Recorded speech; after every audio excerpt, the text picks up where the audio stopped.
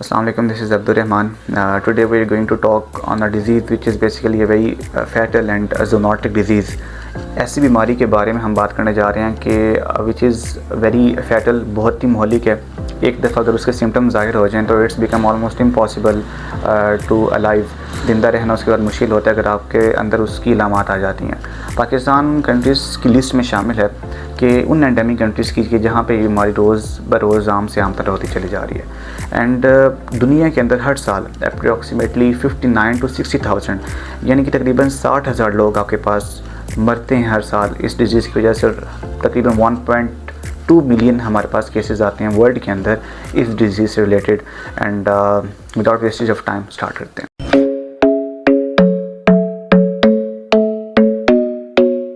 So we are going to talk about rabies. हम rabies के बारे में बात करने जा रहे हैं and I am sure that this video is going to be very helpful and informative for the people who have mammalian animals, या जिन लोगों ने स्पेशली डॉग्स रखे हैं उनके लिए वीडियो बहुत ज़्यादा इन्फॉर्मेटिव और हेल्पफुल होगी इंशाल्लाह। रेबीज़ बेसिकली एक वायरल डिज़ीज़ है, जैसे मैंने पहले कहा इट्स ज़ूनोटिक, एनिमल से ह्यूमन बींग्स के अंदर ट्रांसफ़र होती है और इट्स ए फैटल महलिक बीमारी है, डेथ का बायस बन सकती है और बनती है।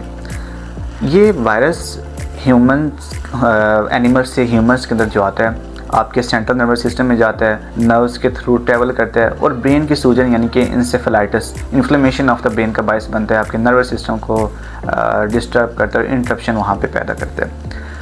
अब बेसिकली रेबीज़ ट्रांसफ़र कैसे होता है? ये ट्रांसफ़र होता है through the saliva of the infected animal, यानी कि कोई भी एनिमल है उसको उसके अंदर रेबीज़ वायरस ऑलरेडी है, ठीक है।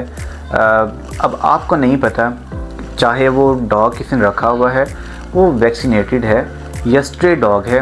मोस्टली केसेस के अंदर जो लोगों को रेबीज़ की बीमारी होती है, रेबीज़ जो वायरस आता है वो स्ट्रे डॉग से आता है, यानी कि क्योंकि जो डेवलपिंग कंट्रीज़ हो गए जस्ट लाइक पाकिस्तान, यहाँ पे कराची देख लें, या मिडिल एशिया के जो कंट्रीज़ हो गए, तो वहाँ पे जो 95% केसेस होते हैं स्ट्रे डॉग्स से वायरस आता है ह्यूमन्स के अंदर। बट स्टिल चांसेस हैं कि आपको मैमेलियन एनिमल से भी आ सकता है। जैसे फॉर एग्जांपल आपको एक गाय ने बाइट कर ली है, आपको rabies, still there are chances कि यू गॉट रेबीज़, आपको रेबीज़ वायरस आपकी बॉडी में ट्रांसफर हो सकता है।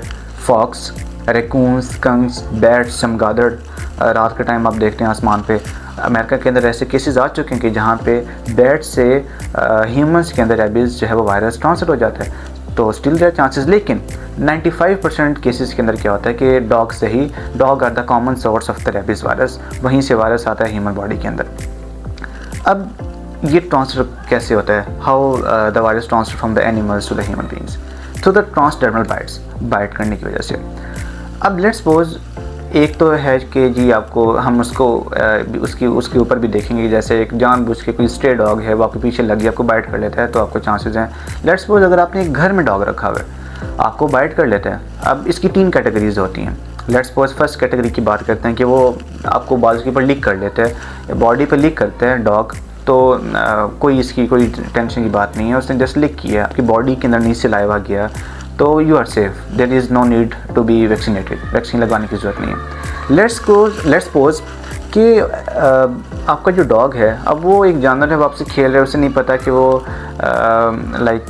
एक बीमारी का बायस बन रहा है कुछ भी, तो उस केसेस में हमने प्रिवेंशन करनी होती है और हमने उसको मॉनिटर करना होता है, सब कुछ देखना होता है। लेट्स सपोज आपको यहाँ पे स्क्रैच करते हैं आपका डॉग, ठीक है, आपको यहाँ पे स्क्रैच कर देते हैं, ब्लीडिंग नहीं होती, खून नहीं निकलता, आप वैक्सीन लगवाएं, इट्स द बेस्ट प्रिवेंशन, आप वैक्सीन लगवाएं, ठीक है। उसने जस्ट आपको एक क्लॉज से, अपने पंजे से एक खराश आ गई है, एक स्क्रैच लगाया है, तो आपको वैक्सीन लगवाने की ज़रूरत है, it's the best preventive measure.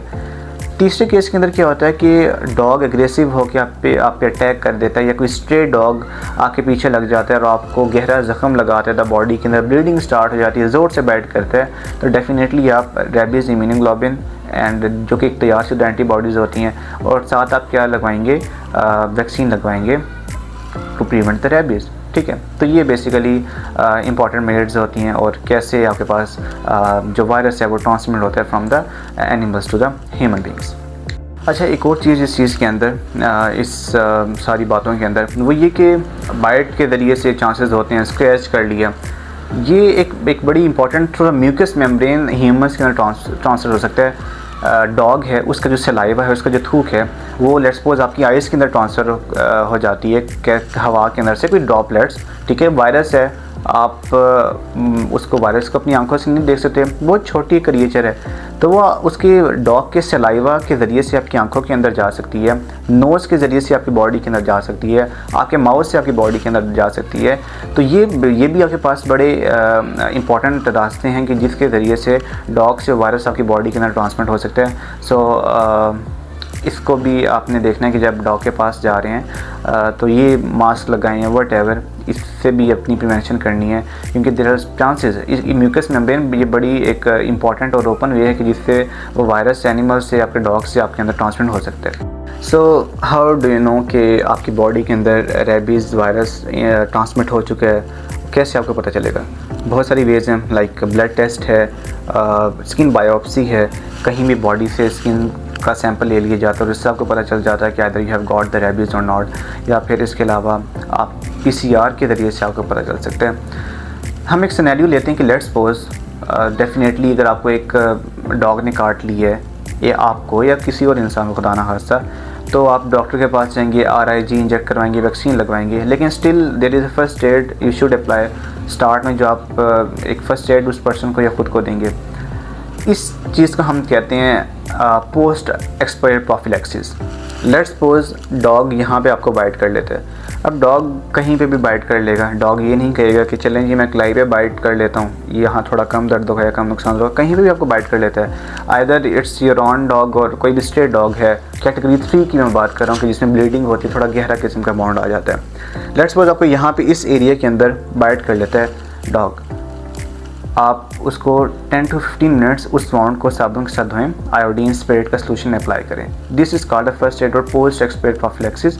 फिर आप डॉक्टर के पास जाएंगे, वो आपको RIG देंगे। RIG बेसिकली रेबीज़ इम्यूनोग्लोबिन, ये तैयार शुदा एंटीबॉडीज़ होती हैं जो कि आपकी बॉडी के अंदर जाएंगी, उस वायरस को न्यूट्रलाइज़ कर देंगी ताकि वो आपकी बॉडी के ऊपर अपना इम्पैक्ट ना नेगेटिव जो है वो डाले, बॉडी का नुकसान बिल्कुल वायरस को RIG न्यूट्रलाइज़ कर देती हैं। फिर उसके साथ आपको वैक्सीन दी जाती है। वैक्सीन थोड़ा टाइम के बाद 5 to 6 डेज़ के बाद आपकी बॉडी को एक्टिवेट करती है कि वायरस आ गया तो तैयार हो जाएं, लेकिन उस दौरान RIG जो अपने बॉडी के अंदर इंजेक्ट किए हैं वो उस वायरस को न्यूट्रल कर देती हैं और वायरस आपको इस तरह नहीं नुकसान देता। एक मोस्ट इम्पॉर्टेंट चीज़ और वो ये कि आपको अगर डॉग ने काट लिया है और आपको नहीं पता कि वो डॉग कंटेन करते रेबीज़ वायरस या नहीं, तो डेफिनेटली इसकी जो सबसे बेस्ट प्रिवेंशन है कि वो आप क्या करें कि वैक्सीन लगवाएं। लेट्स सपोज कि आपको डॉग बाइट कर लेता है, खुद डॉक्टर बनने के बजाय कि जी साबुन से उसको धो लिया और ठीक है अल्लाह खैर करेगा, this is like not logically या साइंटिफिकली ये कोई ठीक है, this is not a true thing. आप ये ऐसा नहीं कर सकते, आप अपनी लाइफ एक रिस्क के अंदर डाल रहे हैं, ठीक है। तो उससे क्या करें कि उसको अपनी पोस्ट एक्सपायर्ड प्रोफिलैक्सिस उसको साबुन से धोएं, माउंट को अच्छी तरह, उसको वैक्सीन लगवाएं। तो this is the best prevention. एक दफ़ा अगर सिम्टम्स अपीयर हो जाएं तो it become almost impossible for the person to survive, क्योंकि सिम्टम्स आने से पहले आपने अगर ट्रीट कर लिया सो इट्स ओके, आप कर सकते हैं। आप सिम्टम्स अपीयर हो गए, सिम्टम्स इलामात आना स्टार्ट हो गई, तो उसके बाद सर्वाइव करने के चांसेस बहुत ज़्यादा डिक्रीज़ हो जाते हैं। अब आपके माइंड के अंदर एक क्वेश्चन आ रहा होगा कि पाकिस्तान के अंदर तो चलें माना कि स्ट्रे डॉग्स होते हैं तो रेबीज़ फैलता है, why don't in the European countries, वहाँ पे लाइक वो अपने डॉग्स को बच्चों के साथ पालते हैं। इवन उनके यूरोपियन कंट्रीज़ के अंदर जो बच्चे छोटे छोटे वो हग कर रहे होते हैं, किस कर रहे होते हैं, so why don't they get rabies, उनको लाइक रेबीज़ वायरस उनकी बॉडी में क्यों ट्रांसमिट होता है। यूरोपियन कंट्रीज़ के अंदर हर डॉग या हर एनिमल रजिस्टर्ड होता है, उनकी वीकली वैक्सीनेशन करवाते हैं, वीकली चेकअप करवाते हैं उनकी, तो there animals are vaccinated all the time. Pakistan में बहुत कम या रेयर लाइक लोग वैक्सीनेशन जो है करवाते हैं अपने एनिमल्स की। इवन के ईयर के अंदर 2 दफ़ा अगर करवा दें तो कहते हैं बस अब तो हमारा लाइक एनिमल पार्क साफ है, बिल्कुल हो गया। तो दिस इज़ द रीज़न कि वाई लाइक अब एक जानवर है वो उसकी वीकली वैक्सीनेशन हो रही है और एक है वो उसकी साल में सिर्फ 2 दफ़ा हो रही है। सो जिसकी वीकली हो रही है, उसका चेकअप हो रहा है, तो still there are chances but वो ऑलमोस्ट रेबीज से जो है ऑलमोस्ट क्लियर होगा, बजाय इसके कि जिसकी साल में सिर्फ 2 दफ़ा आप वैक्सीनेशन करवा रहे हैं। तो दिस इज़ द रीज़न कि क्यों वहाँ पे आपके पास यूरोप के अंदर ऑलमोस्ट 0% जो है रेबीज़ के केसेस होते हैं। सो ये थी आज की वीडियो। मैं चाहता था कि रेबीज़ के ऊपर हम जो है वो एक वीडियो बनाएं।